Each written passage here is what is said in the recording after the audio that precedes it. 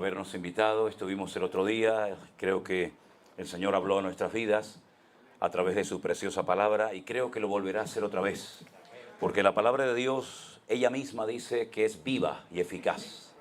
Y cada vez que abrimos la palabra, cada vez que nos acercamos al Señor a través de su bendita palabra, el Señor habla a nuestras vidas y a nuestros corazones. Hay 7 veces la expresión en la Biblia: al que tiene oído para oír, oiga lo que el Espíritu dice a la iglesia. Y en esta tarde el Señor va a hablar una vez más a nuestras vidas y a la iglesia a través de su palabra. Así es que pedimos en esta tarde que el Señor nos hable y nos ministre, y que lo que nos tenga que compartir nos lo comparta, lo que nos tenga que enseñar nos lo enseñe, y que nosotros seamos buena tierra y que estemos dispuestos a llevar la palabra del Señor a la práctica con todas las consecuencias. Amén, hermanos. Muy bien. Hermanos queridos, el estudio más bien que quisiera compartir con ustedes en esta tarde viene a raíz de años de experiencia de trabajar con gente. Es muy complicado trabajar con gente, no es nada fácil, y más en el campo o en el terreno espiritual. Nunca va a llover a gusto de todos, ¿verdad? Lo que a lo mejor enseñas, a algunos les va a venir muy bien porque van a decir: gloria a Dios, eso es lo que necesitábamos, que el Señor nos hablara, que nos enseñara. Pero puede ser que a lo mejor a otros, pues, no es que no les venga bien, sino que tal vez a lo mejor no están dispuestos a poner en práctica la palabra que el Señor nos ha compartido. Pero sea como sea, estoy plenamente convencido que si en esta tarde nuestra actitud es la correcta y estamos dispuestos a ser tratados por el Señor lo va a hacer. Miren, hermanos, cuando una persona nace de nuevo, cuando una persona recibe al Señor Jesucristo en su corazón como su Salvador personal, comienza una vida nueva. Pero eso no significa de que ya hayamos sido transformados en cuanto al aspecto del carácter. Vamos a plasmar, vamos a manifestar en nuestra relación con Dios nuestra personalidad, nuestra forma de ser. Y eso es un arma de doble filo, porque en todos y en cada uno de nosotros hay áreas de nuestra vida, hay cosas de nuestra vida que en las manos del Señor pueden ser de tremenda utilidad y beneficio para la obra.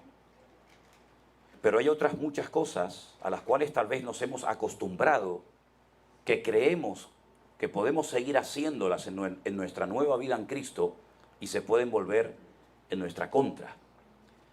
El estudio de esta tarde, si tuviéramos que ponerle un título o recordarlo por un tema, yo lo titularía las 3 Cs.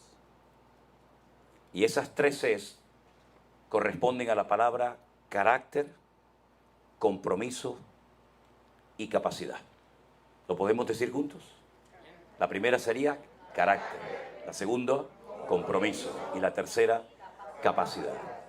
Tendríamos que ir por toda la Biblia para apoyar cada uno de estos 3 puntos principales. Cuando uno analiza los personajes que fueron utilizados por un tiempo por el Señor, uno se da cuenta de que las personas que llegaron a ser tremendamente útiles y eficaces en el reino de Dios, previamente fueron duramente tratadas. Miren, por ejemplo, el caso de Moisés. Moisés, cuando es niño, en aquellos días corría una orden en Egipto de que todas las madres que parieran un hijo varón tenían que arrojarlo a las aguas del río Nilo. Era un decreto real, nadie se podía escapar. Un niño, en el momento en el que nacía, las parteras o la propia madre o un pariente cercano tenía que coger y arrojarlo a las aguas. Era una estrategia diabólica para que el Mesías no naciera en el futuro, para cortar la línea genealógica, y de esa manera, matando a los niños, Satanás creyó equivocadamente que podía neutralizar la promesa de que algún día vendría el Hijo de Dios a esta tierra en carne y hueso, ¿verdad? Pero si me permiten la expresión, le salió el tiro por la culata a Satanás, porque se le escapó uno. Un niño que lograron esconderlo, no sé cómo, pero dice la Biblia que durante 3 meses sus padres lograron esconderlo. La Biblia dice que cuando era un niño muy pequeñito, prácticamente de días, la versión Reina Valera, dice que lo vieron un niño bonito, hermoso. Pero el texto original hebreo no dice eso. El texto original hebreo dice que era un niño bueno. Aún no predicaba, aún no hacía absolutamente nada, pero la palabra de Dios descubre la esencia de esa criatura, que sería un instrumento tremendamente útil en el futuro, y lo describe como un niño bueno, y aún no había hecho nada, ni bueno ni malo, pero la Biblia ya lo selló, lo marcó, diciendo que sería un niño, un instrumento bueno en las manos del Señor. A los 3 meses lo ponen en una pequeña canasta y lo ponen en las aguas del río Nilo, y su hermana, que es mayor que él, eran 3 hermanos, Aarón, Miriam y Moisés, dice que durante probablemente horas o algún tiempo estuvo viendo cómo esa especie de arca, esa especie de canasto pequeñito, ¿verdad?, flotaba, y ella estaba esperando y esperando a ver qué pasaba con el destino de su hermanito recién nacido. Casualmente, aunque no existen las casualidades en el reino de Dios, la hija del faraón bajó a las aguas del río Nilo. La Biblia dice, de una forma muy educada, que bajó a bañarse, pero realmente bajó a hacer sus necesidades, porque las necesidades se hacían en los ríos. Y esta muchacha baja al río Nilo y de repente observa que hay una canasta y en su interior hay un niño. Y dice que cuando abre la canasta se da cuenta de que el niño es hebreo. Bueno, había varias razones para descubrir que el niño era hebreo. Primeramente, a ningún egipcio se le iba a ocurrir poner a un niño en las aguas para que los cocodrilos o las corrientes del río Nilo lo llevaran y lo mataran. Pero en segundo lugar, observó que el niño, aunque tenía simplemente 3 meses, el niño llevaba una marca en su cuerpo como todo varón hebreo, y era que estaba circuncidado. Los egipcios no se circuncidan. Y entonces esta niña, o esta mujer, perdón, le cogió tanto aprecio, tanto cariño al niño, que lo adoptó como si fuera su propio hijo. Y lo llevó al palacio. Y miren ustedes por dónde el mismísimo faraón, que quería matar a todos los niños hebreos del país, resulta que cría aquel que en el futuro sería el libertador del pueblo de Israel. Son ese sentido del humor extraordinario y maravilloso de nuestro Dios. Y lo crió durante 40 años. Con todos los privilegios habidos y por haber de un príncipe de Egipto. No le faltó nunca comida, no le faltó nunca esclavos, siervos. Pero cuando fue pequeño, hasta que fue destetado, su verdadera madre lo amamantó y lo crió. Y probablemente estuvo hasta los 4, 5, 6 años como máximo. Y cuando ya tenía esos 6, 7, máximo tal vez 8 años, lo vuelven otra vez a llevar al palacio de Egipto, y nunca más su madre tuvo contacto con su hijo. Pero la enseñanza quedó grabada a fuego en su corazón, de tal manera que cuando este niño se hace hombre y tiene 40 años, dice en el libro de Hebreos capítulo 11, que un día salió Moisés a pasear por las calles de Egipto y vio como un egipcio maltrataba a un hebreo.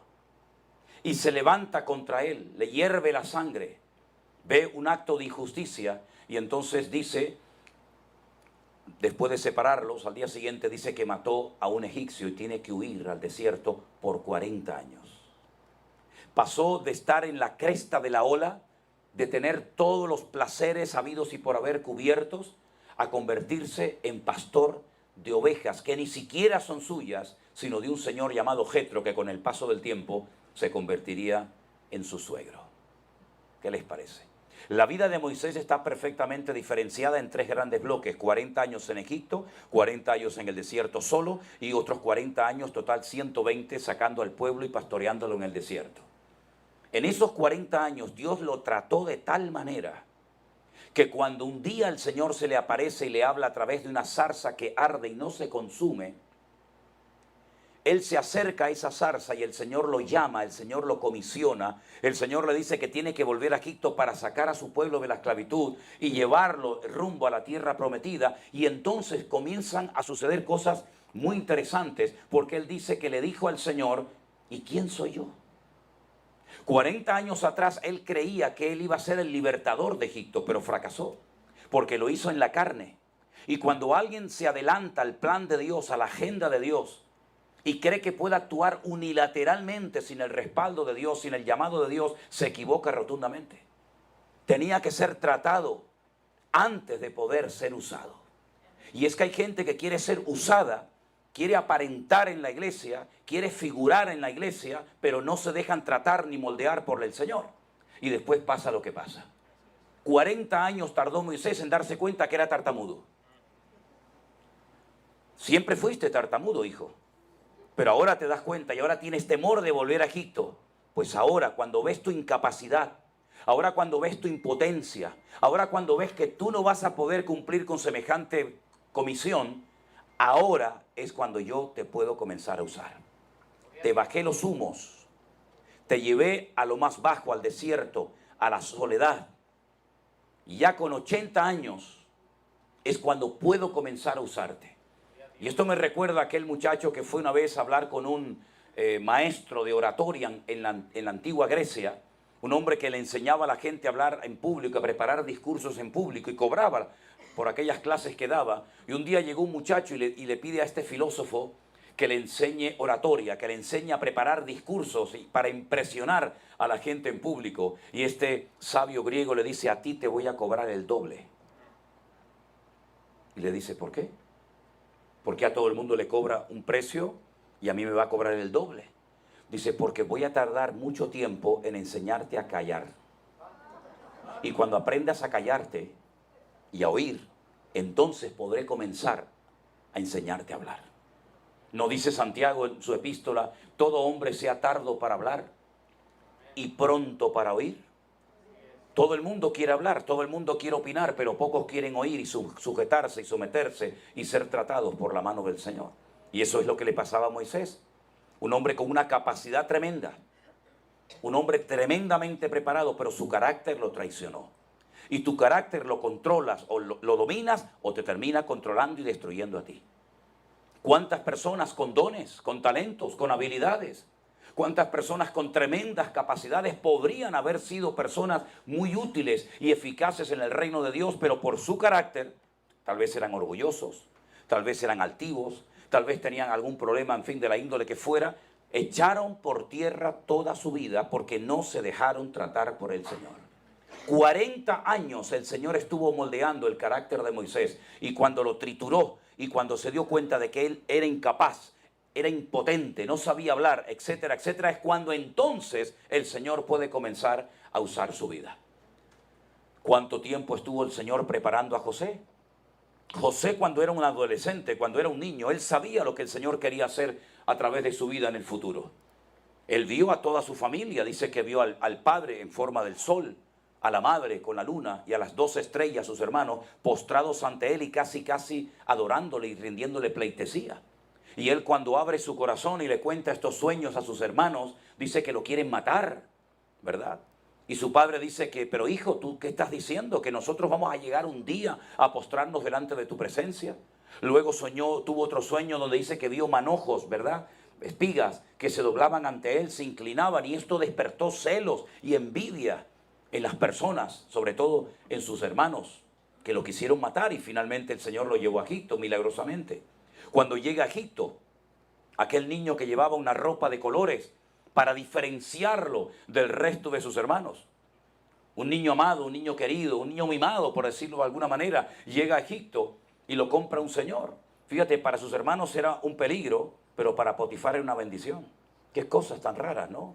A veces tus propios hermanos te ponen la zancadilla y la gente del mundo te reconoce y te apoya más que tus propios hermanos en Cristo. Son esas cosas raras de la vida, ¿verdad? Eso era antes en Egipto, hoy en día eso ya no pasa, ¿no? Eso era antes, ¿verdad?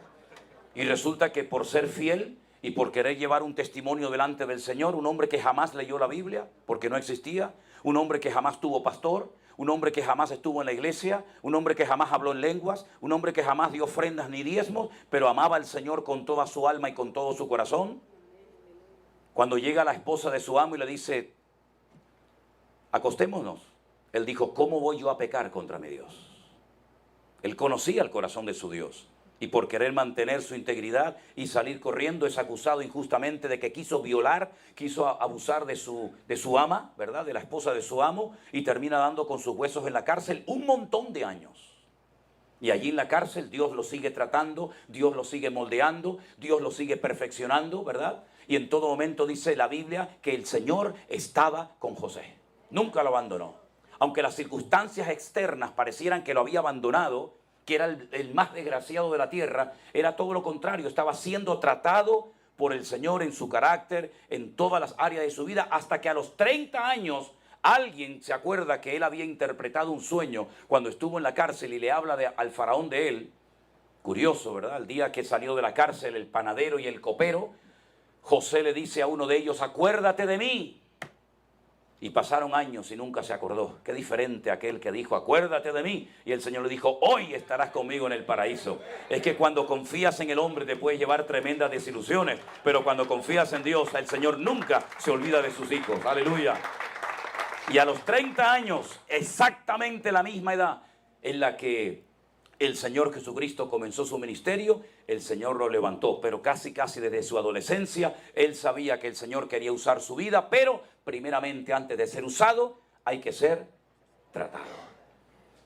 Algunos piensan que, por ejemplo, cuando el apóstol Pablo se convirtió, ya al día siguiente era el famoso apóstol Pablo. En absoluto. 15 años se fue al desierto solo y allí fue tratado. Allí el Señor rompió sus prejuicios religiosos. Allí el Señor le enseñó el evangelio que predicaba, porque él decía, yo el evangelio que predico ni lo recibí, ni me lo enseñó ningún hombre, sino vino por revelación del Señor. 15 años solo tratado en el desierto, hasta que un tal Bernabé se acuerda de aquel joven judío de Saulo de Tarso, y va a buscarlo y lo lleva a la iglesia. Y 15 años después todavía los cristianos tienen miedo de acercarse a él, porque creen equivocadamente que está fingiendo ser cristiano. Qué tremendo, tuvo que ser aquel cambio.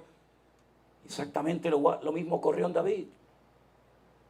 David era el más pequeño de toda la familia. Era el 8º hijo. En Israel, cuando un padre tiene 7 hijos, es el hombre más dichoso de la tierra, porque el 7 es el número perfecto.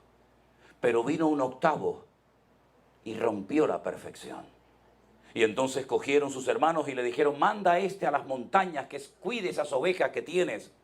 Y dice la Biblia que allí se jugó la vida delante de leones, delante de osos, para defender a las ovejas de su padre.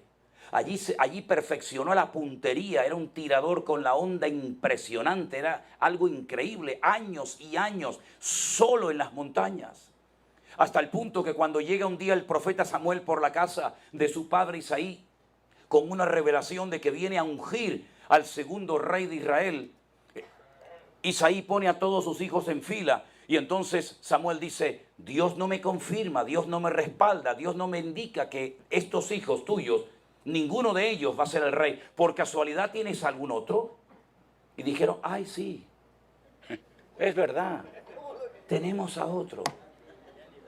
Pero está lejos, está en las montañas. Dice, pues mándalo a llamar, porque aquí no nos vamos a sentar a la mesa, ni vamos a comer hasta que David venga.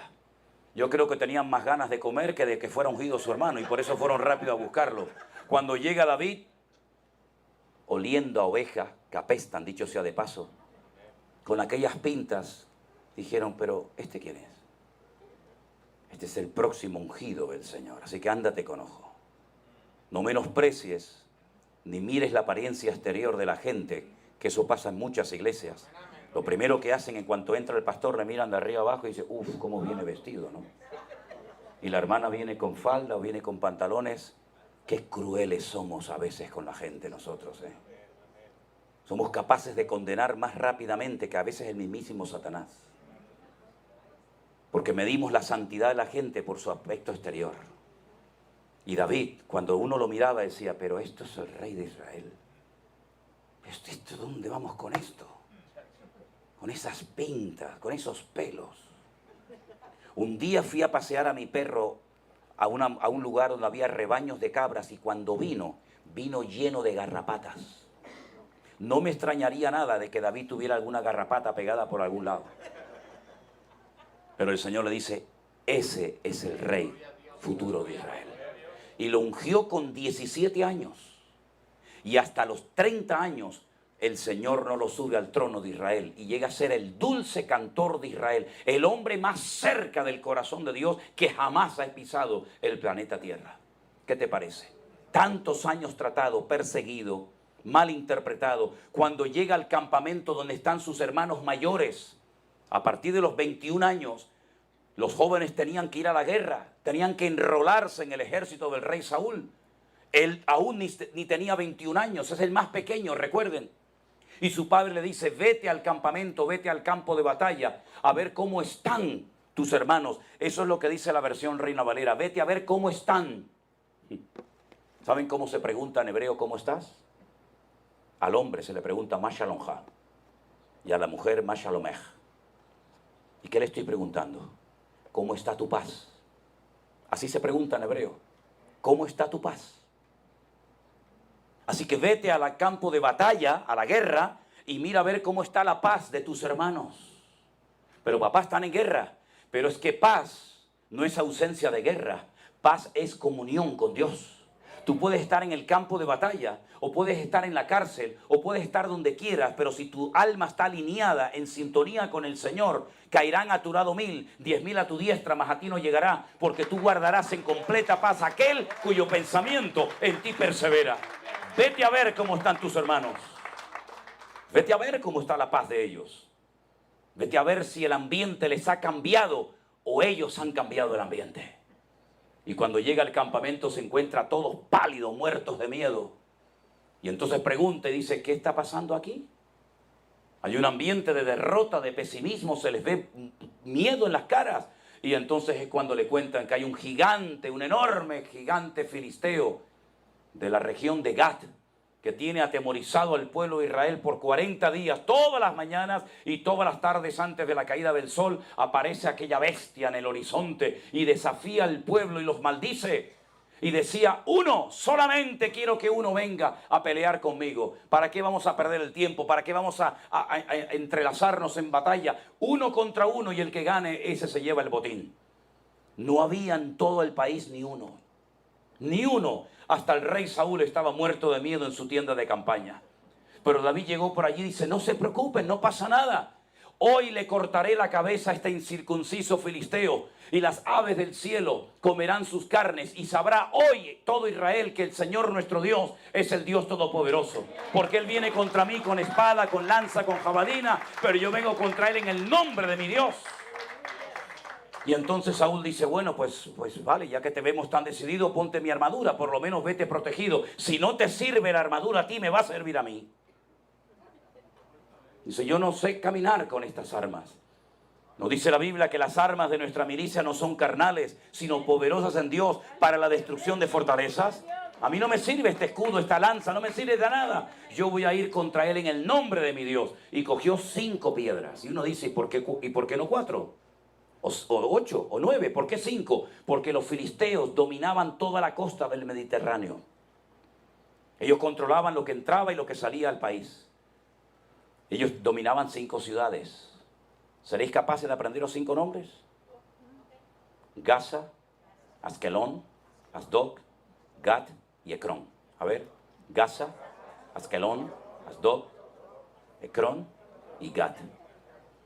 Si me viene este filisteo y es el de Gat, yo aquí en el bolsillo tengo 4 más para cuando venga el gigante de Gaza, cuando venga el gigante de Askelón, cuando venga el gigante de Asdod y cuando venga el gigante de Ecrón. Los voy a matar a todos.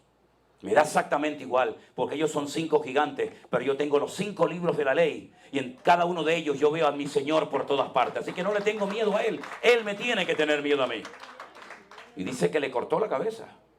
Le cortó la cabeza, lo venció, pero para llegar a ese nivel tuvo que estar años preparándose en el anonimato, en la soledad, ¿verdad? Y cuando por fin todo Israel sabe que va a ser el rey, Saúl, en vez de apoyarlo, le dio lugar a algo terrible, que a veces ha despedazado ministerios e iglesias enteras. Y son los celos. ¿Por qué él y no yo? Se puso de moda una canción, Saúl hirió a 1000. David hirió a 10.000 y eso no le sentó nada bien a este caballero, aunque era el rey, tenía la corona, tenía autoridad, tenía poder, pero no fue un hombre tratado en su carácter. ¿Y cuál fue el problema de Saúl? El problema de Saúl fue su carácter. Tenía la unción de Dios sobre su vida, el Señor estaba con él, el Señor lo nombró rey de Israel, pero su carácter no fue tratado.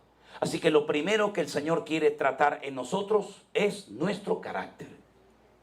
¿Cómo tiene que ser mi carácter? Pues mira, la radiografía de cómo era Cristo por dentro la tienes en el Sermón del Monte. Mateo 5, 6 y 7. Sobre todo el capítulo 5 de Mateo, donde encuentras las bienaventuranzas. Y en esas bienaventuranzas, bienaventurados los mansos, los que se dejan moldear. Bienaventurados los de limpio corazón, los que no tienen su corazón dividido. Bienaventurados los que lloran, los que son sensibles al trato del Espíritu de Dios. Bienaventurados los pacificadores, porque serán llamados hijos de Dios, es decir, los que transmiten paz y no guerra y chisme entre su pueblo. Y ahí encontramos el carácter perfecto. Y si quieres más, Gálatas 5, 22 y 23 dice: mas el fruto del Espíritu es amor, gozo, paz, paciencia, benignidad, mansedumbre, fe, templanza. Contra tales cosas no hay ley, no hay límite, no hay fronteras. ¿Qué frontera le vas a poner a la fe? ¿Qué límite le vas a poner a la paciencia? ¿Qué límite le vas a poner? ¿Qué ley le vas a poner al amor? ¿Verdad?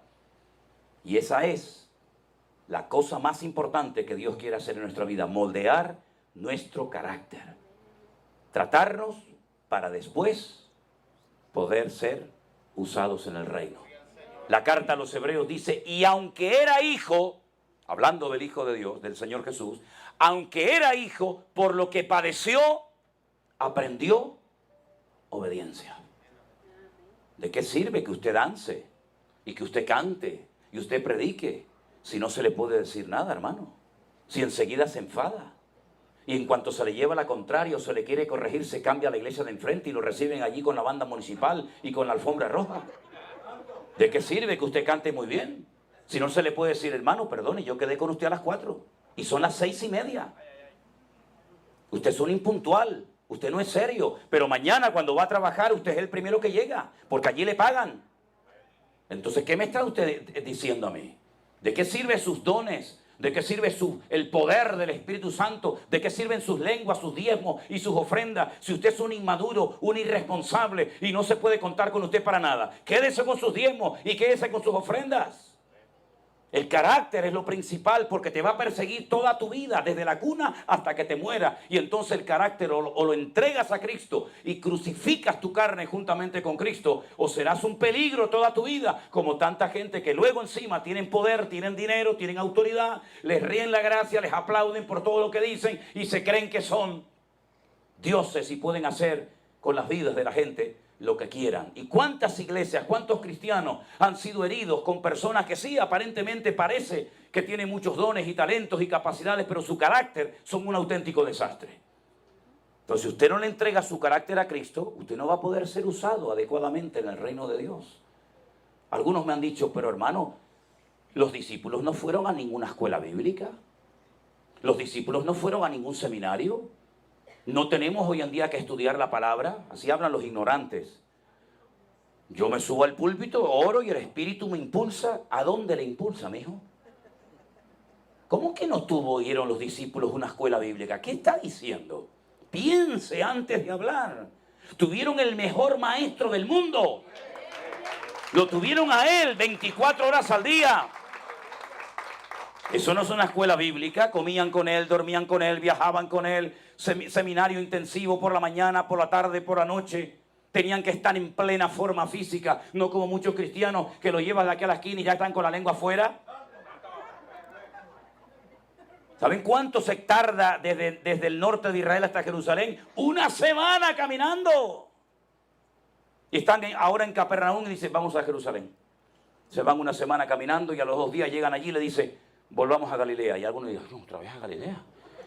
Si aún no me he recuperado del viaje, ya me llevas otra vez para arriba. No había autobuses, no había guagua, no había trenes, no había aviones. Era caminando, mijo. ¿Usted quiere servir al Señor? Pague el precio. No me sea señorito, no me sea cómodo. Y para arriba, para abajo. Y en aquellos tiempos no se comía como aquí en América, que están todo el día picoteando y todo el día comiendo. No, eso no. Allí en la época bíblica, si se podía, se comía 2 veces al día, por la mañana y con la caída del sol, y no había más. Y no se comía como comen hoy en día la gente, ¿verdad? Sino se comía para subsistir y nada más. Y se oraba por el pan nuestro de cada día. Y hoy dormíamos en el campo, mañana en una playa, mañana en una casa, pasado en donde fuera. que no tuvieron una escuela bíblica los discípulos, la mejor escuela del mundo. Ya me hubiera a mí gustado estar 3 años de noche y de día viajando con el Señor. Y a veces les decía, muy bien Pedro, muy bien chicos, bienaventurado. Y ahí sacaba las plumas del pavo real, ¿no? Pero al día siguiente decía, apártate de mí, Satanás, porque no pones tu mirada en las cosas de Dios, sino en la de los hombres. Y le arrancó todas las plumas del pavo real de cuajo. Así era el maestro. Y le decía, vayan a la aldea y prepárenme la casa donde voy a comer. Vayan allí, cojan aquel burro y me lo traen. Prepárenme la barca que esta noche viajamos y al día siguiente vamos al otro lado del lago. Los tenía todo el día activos. Los formó, los preparó, los entrenó. Les enseñó a orar, les enseñó a soportarse. Fíjate, cuando tú miras el grupo de discípulos, tú dices, vamos a ver, religiosos no había ninguno, porque los religiosos no sirven para nada. Los religiosos en las iglesias nada más crean problemas, porque están todo el día mirando la paja ajena, pero nunca se miran la de ellos. Los religiosos en la iglesia son un peligro, porque ni comen ni dejan comer. Los religiosos son los que dicen, ay pastor, y ay hermana, esos no valen para nada. Eso es solamente figurar. Jesús no cogió ni a un religioso, no tenía ni un fariseo, ni un escriba, ni un saduceo, ni uno. ¿A quién cogió? A un recaudador de impuestos.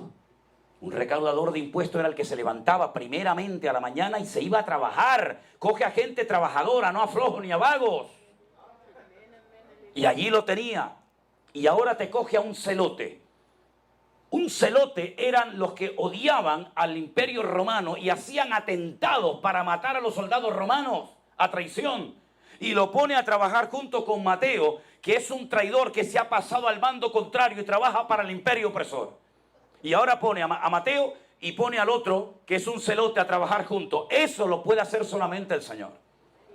Porque en la iglesia no nos encontramos los niños buenos, en la iglesia nos encontramos para cambiar, porque esto es un hospital del alma. En la iglesia nos encontramos porque este es el taller que Dios ha dejado en la tierra para cambiar y para que a lo mejor aquí se atrevan a decirte por amor lo que tu padre nunca se atrevió a decirte. Porque eso es la iglesia, es un taller donde el Señor trata con tu carácter, con tu genio, con tu temperamento, con tu impaciencia, con tu soberbia, con tu arrogancia. Y tienes que aprender a empezar de cero. Porque eso es lo que el Señor nos enseña en su palabra, empezar de cero, no empezar por arriba. Estábamos poniendo un día una moqueta, no tan linda como esta. Estábamos poniendo un día un hermano ya avanzada en edad y yo de rodillas en el suelo al principio de la obra, la moqueta en el suelo y apareció por allí un muchacho y él de pie, nosotros de rodillas colocando esta moqueta en el suelo. Me dice, pastor, quiero hablar con usted. Digo, ah, qué bien. Digo, pues agáchate y me echas una mano y hablamos. Y me dice, no, pastor, no. Y yo lo miro así y digo, no, ¿por qué, mijo?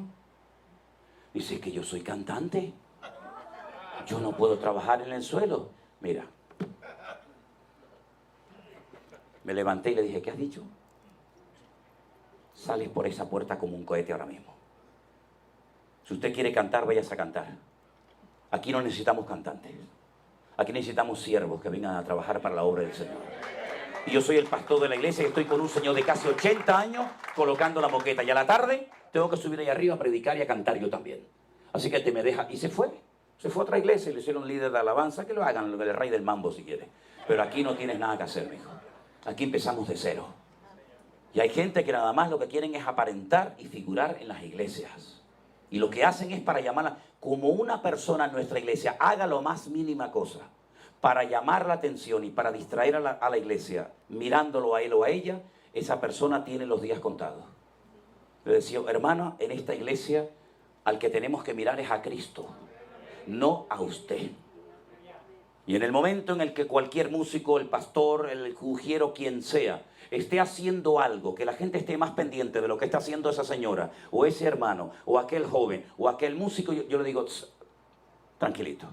En esta iglesia no hemos venido a verla a usted.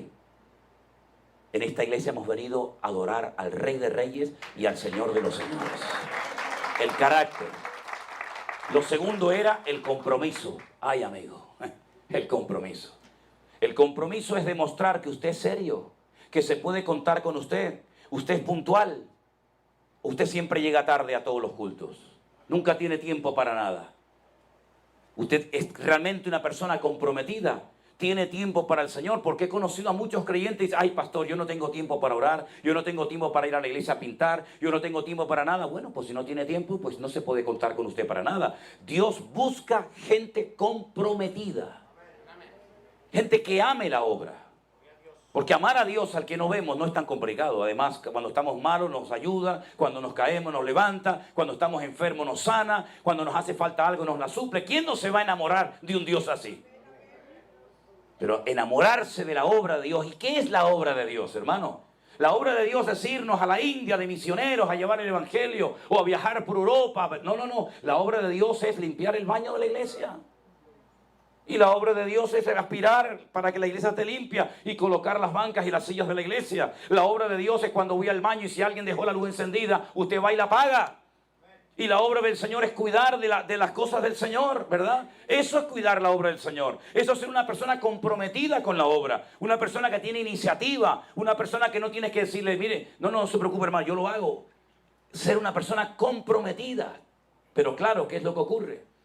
Hay personas que son comprometidas, se apuntan a todo, pero su carácter no ha sido tratado y moldeado por el Señor. Y estamos otra vez en la misma. El carácter moldeado, rendido a Cristo, una persona comprometida, y luego viene al final la capacidad. Usted puede tener muchos dones, muchas habilidades, muchas capacidades, pero si usted no se ha dejado tratar, no se ha dejado moldear como el barro en las manos del alfarero, y usted no es una persona comprometida, sus dones y talentos no sirven absolutamente de nada. Imagínense que entrara por esa puerta mañana el mejor guitarrista del mundo. Y todo el mundo diría, este es el mejor guitarrista, o el mejor pianista, o el mejor baterista del mundo, o el mejor cantante, la mejor voz de la tierra. Pero es una persona soberbia, poco comprometida, no se le puede decir absolutamente nada. ¿De qué sirven sus dones y talentos si a usted no se le puede decir nada, mi querido hermano y hermana? ¿De qué sirven sus dones? Se le vuelven en su contra. ¿Cuál fue la iglesia que tenía todos los dones según la Biblia? Vengan conmigo, por ejemplo, a la primera carta de Pablo a los Corintios. En el capítulo 1, cuando Pablo le escribe a esta congregación que él estableció, que él pastoreó durante un año, miren lo que le dice en el capítulo 1 a los hermanos de la iglesia de Corinto. Capítulo 1. Pablo, llamado a ser apóstol de Jesucristo, por la voluntad de Dios, y el hermano Sóstenes, a la iglesia que está en Corinto, a los santificados en Cristo Jesús, llamados a ser santos con todos los que en cualquier lugar invocan el nombre de nuestro Señor Jesucristo, Señor de ellos y nuestro. Gracia y paz a vosotros de Dios nuestro Padre y del Señor Jesucristo. Escuche el versículo 4. Gracias doy a mi Dios siempre por vosotros, por la gracia de Dios que os fue dada en Cristo Jesús, porque en todas las cosas fuisteis enriquecidos, en toda palabra, en toda ciencia, así como el testimonio acerca de Cristo ha sido confirmado en vosotros, de tal manera, que dice ahí, que nada os falta en ningún don. Eso Pablo no se lo dijo nunca a nadie, solamente a los corintios. Nada os falta en ningún don. Si una iglesia en el Nuevo Testamento sabía lo que eran los dones del Espíritu, eran los corintios. Pablo menciona en esta carta 9 dones.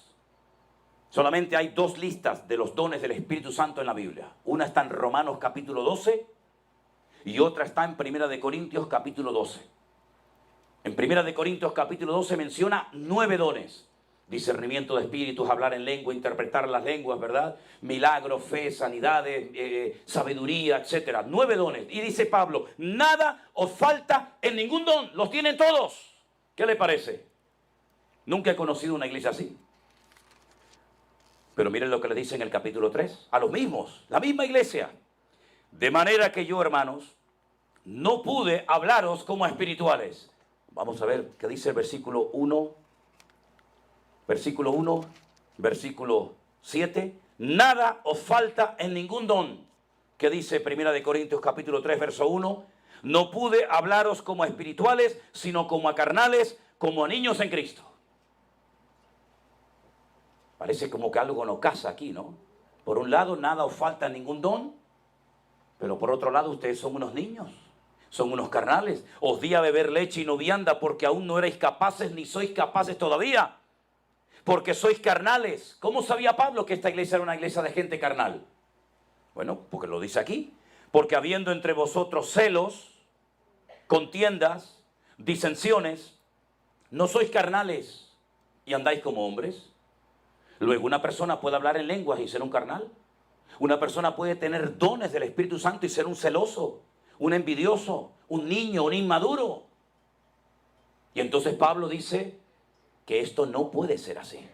¿No había en la iglesia de Corinto problemas de inmoralidad? ¿Sí o no? Pablo tiene que decir, juntar a ese perverso y echarlo de entre vosotros, entregárselo a Satanás. Si quiere vivir como un hijo del diablo, que se vaya con el diablo, pero en la iglesia no. No había en la iglesia gente que decía, no, yo voy al culto cuando predique Pablo. Pero si me entero que viene otro predicador, como por ejemplo Cefas o Apolo, ese día no voy porque a mí el que me gusta es el otro. Y Pablo dice, ¿pero qué están diciendo, hermanos? ¿Pero quién soy yo? ¿Quién es Apolo? Somos servidores. Yo planté, Apolo regó, pero en definitiva el crecimiento quien lo ha dado es el Señor. ¿Cómo que hay celos y envidia? ¿No había en la iglesia de Corinto gente que se emborrachaba en la Santa Cena? ¿No había en la iglesia de Corinto gente que estaba enferma, débil y algunos habían muerto por tomar indignamente la mesa, el pan y el vino del Señor? Pero si es que en el capítulo 1 me dice que no le faltaba nada, ningún don. Pero es que los dones no hacen espirituales a la gente. Los dones son para capacitarte para la obra del ministerio. Lo que te hace maduro es el fruto del Espíritu. Y el fruto del Espíritu lleva un tiempo. El don es instantáneo, lo tienes o no lo tienes. Pero el carácter, la santificación, el cambio interior lleva años. Y no es que el Señor tarde años en cambiarnos, sino que muchas veces la obra va más lenta, no por culpa de Él, sino por culpa nuestra, porque no le dejamos al Señor tratarnos como a Él le hubiera gustado que nos tratara. No había gente que viajó con Pablo, que predicaron con Pablo, que fueron con el apóstol Pablo por Europa y por distintas partes del mundo. Y cuando llegó el momento del encarcelamiento del apóstol Pablo, le causaron grandes quebraderos de cabeza, como por ejemplo Alejandro el Calderero. Y Demas, un hombre que viajó durante años con Pablo como uno más en su equipo ministerial, y dice, Demas me ha desamparado amando a este mundo. Luego, los dones no hacen a una persona espiritual. Los dones son como las herramientas. Imagínense un médico, tiene la carrera, tiene el título, sabe perfectamente operar, sabe dónde hay que cortar, dónde no hay que cortar, lo sabe todo, lo ha aprendido, lo ha memorizado, tiene miles de horas de práctica en operaciones, pero a lo mejor como persona es un desastre, es un adúltero, es un mujeriego, es un borracho, sabe Dios lo que es. Exactamente puede llegar a ocurrir igual con un hijo de Dios, una persona usada, dice, madre mía, ¿cómo habla este hombre? ¿Cómo predica esta hermana? ¿O cómo canta el otro? Sí, pero míralo dentro de media hora cuando sale de la iglesia. Míralo en su casa. Pregúntale a la mujer cómo es. Porque en la iglesia podemos ser un ángel y en la casa un demonio. ¿O no? Y en la iglesia aquí no hay palabras feas, no hay un mal ambiente y todo está muy bonito. Pero es que la vida cristiana no se vive aquí adentro. La vida cristiana se vive allá afuera y ustedes viven en Sodoma y Gomorra, ¿eh? Porque esta ciudad, ¿qué es? Esta es Sodoma y Gomorra. Y ustedes viven en Sodoma y Gomorra. Ganarán dinero, pero esto es Sodoma y Gomorra. Y tendrás un buen coche, pero esto es Sodoma y Gomorra. Y vestirás muy bien y tendrás coches y casas, lo que te dé la gana. Pero no te olvides que espiritualmente esta ciudad es Sodoma y Gomorra. Y como ustedes se dejen atrapar por el sistema de esta ciudad, ustedes nunca van a ser luz. Al diablo no le molesta que nosotros cantemos de la puerta para adentro. Al diablo no le importa. ¿Por qué hay tantas iglesias? Porque el diablo ha sido tan experto que ha permitido que muchos vivan su vida cristiana dentro de la iglesia. Pero cuando salen de la iglesia se quitan la careta, se quitan el disfraz y pasan desapercibidos su vida y no marcan una diferencia en ese hotel, en esa cafetería, en ese restaurante. Son exactamente igual que los demás. Miran, sus ojos tienen adulterio por todos lados. Sus lenguas no han sido sanadas por el Espíritu de Dios. Sus pensamientos son exactamente igual que los de los mundanos, pero luego vengo a la iglesia, me pongo la chaqueta, me pongo la corbata, digo andarabarasinderabarindire y ya está todo solucionado. ¿A qué hemos jugado, amada iglesia, durante tantos años? ¿A qué hemos jugado, amado pueblo de Dios, durante tanto tiempo? Hemos convertido a la iglesia en el campo de trabajo. Si ustedes recuerdan la explicación de la parábola del buen sembrador, ¿se acuerdan la parábola aquella? Una de las pocas que el Señor explicó. Él dijo, el campo es el mundo. El campo no es la iglesia. El tiempo que pasamos dentro de la iglesia en proporción al tiempo que pasamos fuera de la iglesia es tremendo. ¿Cuánto tiempo podemos estar aquí adentro? ¿1 hora, 2 horas, 3 horas? ¿Y cuánto tiempo estamos fuera en la calle? ¿Qué opinan los vecinos de nosotros? Los compañeros de trabajo, ¿saben que eres cristiano? Porque si te oyen hablar y contar los mismos chistes y las mismas bromas que ellos, difícilmente vas a hacer luz y difícilmente vas a hacer sal y marcar una diferencia. ¿Sabe todo el mundo en tu puesto de trabajo que eres cristiano? ¿O te dan miedo de que se enteren de que eres cristiano? Porque te van a decir, tú eres cristiano. Hazme el favor, hombre. Hazme el favor. Se cuenta aquella anécdota de aquel joven que estaba predicando un día en una campaña evangelística y dijo públicamente, porque yo no me avergüenzo del evangelio. Y alguien de la multitud dijo, sí, pero el evangelio sí se avergüenza de ti, querido. Que Dios nos ayude a darnos cuenta de que en esta ciudad se tiene que notar que ustedes están aquí como hijos de Dios, como hijos del Rey de Reyes y Señor de los Señores. Que no pase desapercibida tu vida. Permítele al Señor cambiar tu carácter, obrar en tu carácter. Puedes decir como algunos, pero hermanos, que yo siempre he sido así. ¿Han oído esa expresión?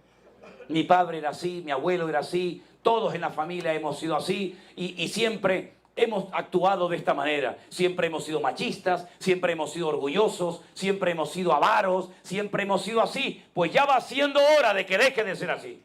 Porque usted no tiene que parecerse ni a su padre, ni a su abuelo, ni a su tatarabuelo. Usted se tiene que parecer a Cristo. Y la imagen de Cristo tiene que ser una realidad en su vida. A Él se tiene que parecer. Bendito sea nuestro Dios.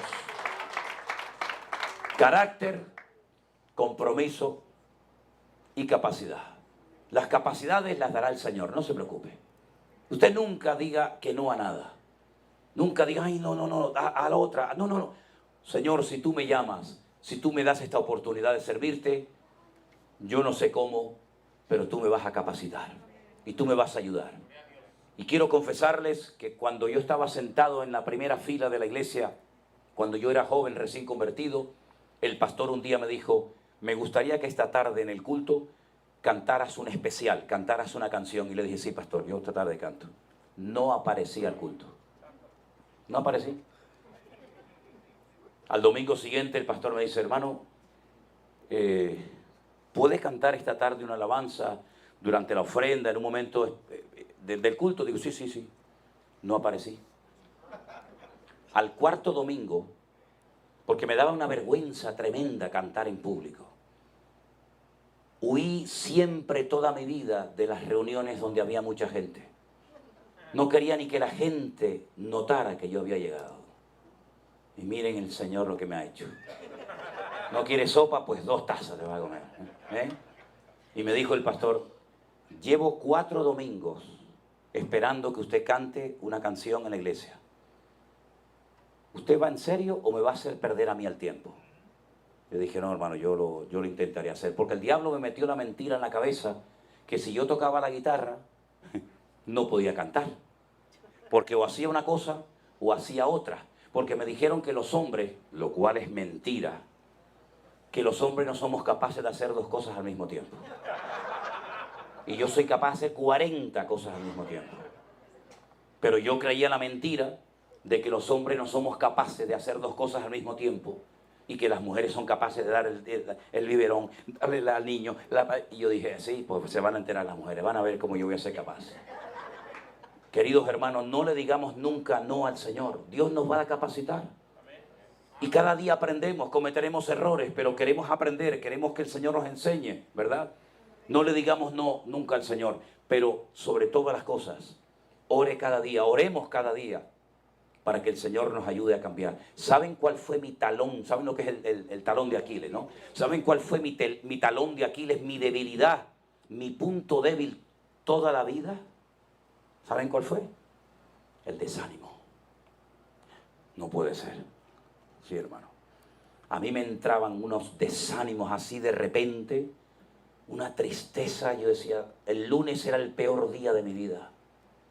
Dicen que el lunes es el peor día de los pastores porque es cuando tienes el culto y si no vino aquella familia que tú querías que estuviera, o el mensaje no crees que te salió bien, o alguien te dijo no sé qué, o te hizo no sé qué comentario, o te dicen mira hermano, aún no podemos pagar el alquiler porque no ha entrado suficiente dinero. Uno está siempre... Yo estaba hundido todos los lunes, sin ganas de predicar, sin ganas de hablar con nadie, una depresión, una tristeza que me decían ¿qué te pasa? Y no sabía ni qué explicar.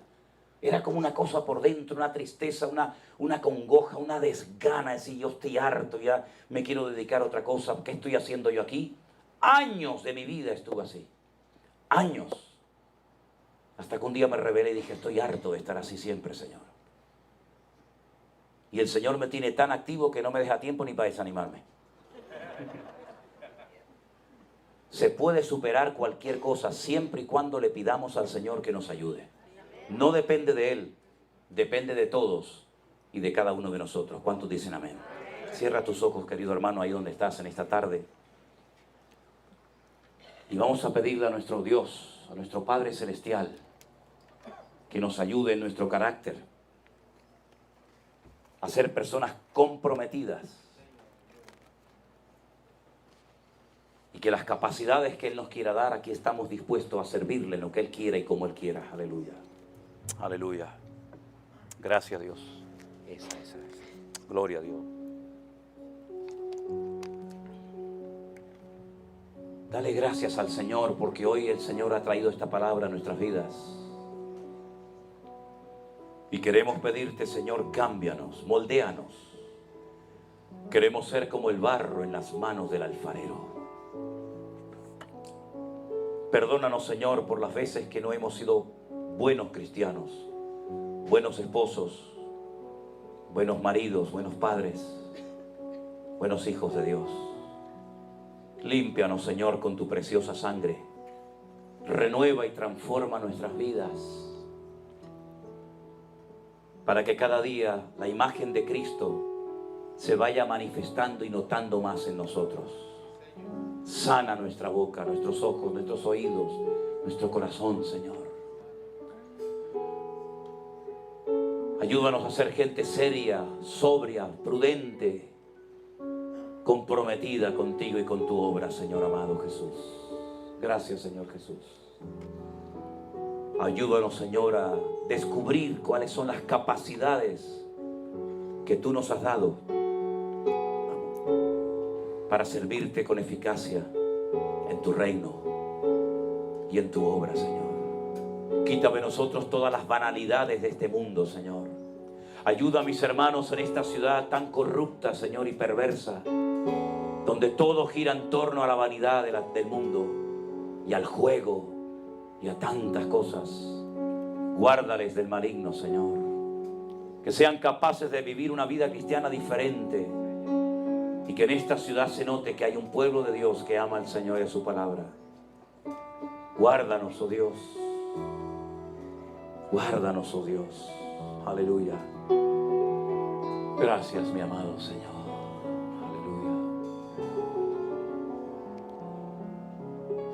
Levantamos nuestras voces en genuina adoración. Nos gozamos hoy aquí, adorando a nuestro Dios. Bendeciré tu nombre eternamente y para siempre, de suprema alabanza. Eres digno, mi Señor. Una vez más, levantamos nuestras voces, aleluya, en genuina adoración. Nos gozamos hoy aquí, adorando a nuestro Dios. Bendeciré tu nombre eternamente y para siempre, suprema alabanza. Eres digno, mi Señor, roca mía y salvación.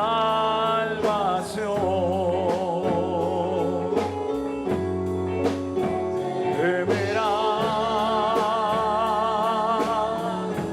mi corazón. Aleluya. Yo estaré siempre confiado en mi Salvador.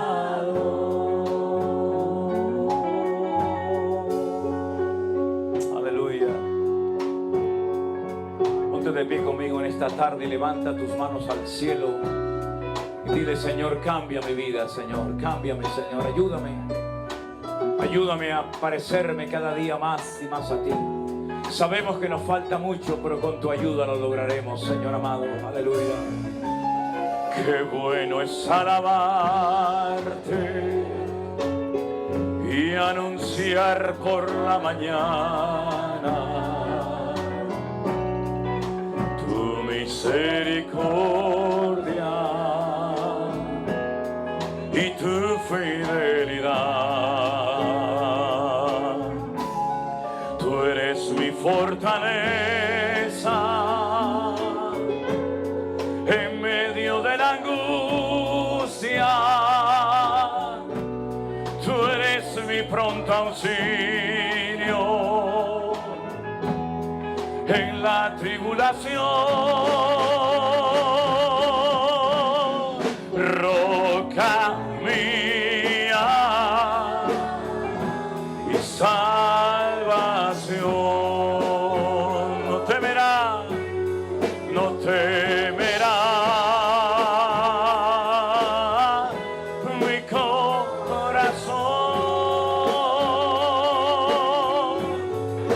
Yo estaré siempre, sí, Señor,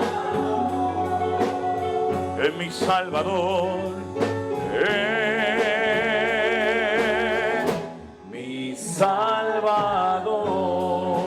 Una vez más, dígalo conmigo: roca, roca mía y salvación. No temerá mi corazón.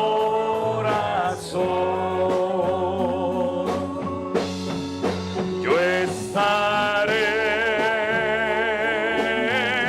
siempre confiado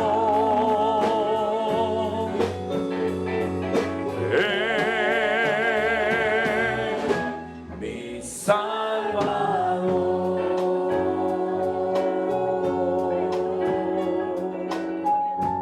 Aleluya. Fuerte ese aplauso a nuestro Dios. Toda la gloria sea para Él. Aleluya. Hermanos queridos, ha sido una bendición tremenda el haber podido estar con ustedes durante estos días aquí en esta ciudad. Nos vamos muy bendecidos, muy contentos de haber podido conocer a tantos y a tantos hermanos que seguramente ustedes durante algún tiempo nos habían visto a nosotros, pero nosotros los hemos conocido aquí en esta ciudad. Estamos muy contentos de estos días que hemos pasado. Salimos muy bendecidos y mañana, Dios mediante, nos dirigimos a la ciudad de San Francisco, donde allí nos esperan también otros hermanos y allí estaremos con ellos unos cuantos días. Creo que también hay cenas y reuniones especiales y todo eso. Otro montón de fotos más. En fin, más. Y después bajaremos o iremos a la ciudad de Los Ángeles, donde también hay un grupo de hermanos y un pastor llamado José Arenas, que nos está esperando en su iglesia. Allí grabaremos en el canal de televisión que él tiene algunos devocionales, y si tengo tiempo, porque no he tenido tiempo de hacer un pastor online desde que hemos llegado. Y después de ahí viajaremos a New Jersey, donde estaremos también unos cuantos días, y después más o menos por el día 20 y tanto de junio, 21, 22 de junio, 20 de junio, llegaremos otra vez a casa esperando el nacimiento de nuestro primer nieto. Así es que Dios les bendiga, sigan orando por nosotros. Estamos muy contentos y muy agradecidos por el trato, ha sido excelente. Les llevamos a ustedes en nuestros corazones y solamente les pido un último favor. No dejen de orar por nosotros. Lo necesitamos. Es el mejor favor que pueden hacer por nosotros. Y nos vamos muy impactados, Elena y yo, ¿verdad?, por el esfuerzo que han hecho, hermanos, de horas y horas y horas de coche para poder estar en este lugar. Y además, sabiendo que, por ejemplo, los hermanos que vienen de tan lejos de Texas se van mañana también a Los Ángeles para echar allí una mano. Realmente increíble.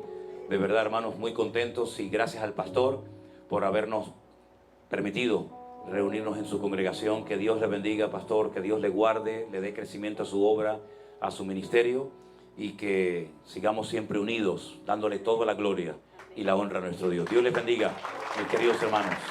Bendiciones. Amén.